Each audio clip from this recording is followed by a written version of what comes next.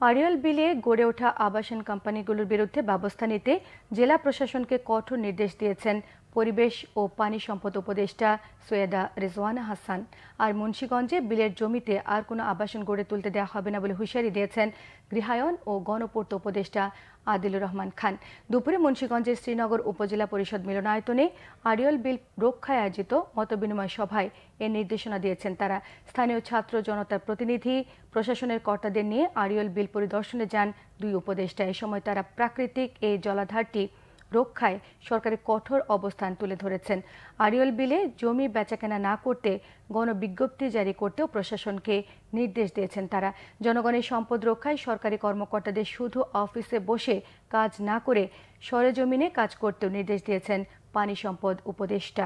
লেগেছে সাইনবোর্ড যাতে লাগতে না পারে আমরা পাল্টা সাইনবোর্ড লাগাবো, সেই কাজগুলো বলেন। সপ্তাহে কয়দিন আইন শৃঙ্খলা বাহিনী ওখান দিয়ে মনিটর করবে যাতে কেউ সাইনবোর্ড লাগাতে না পারে। জমি কেনা বেচার উপর আপাতত কোনো নিষেধাজ্ঞা দিতে হবে কিনা, তাহলে সেই নিষেধাজ্ঞা দেয়া হোক। আমরা চাই আড়িয়াল বিল যেই দিঘি ভরাট হয়ে যাচ্ছে এগুলো রক্ষা করতে।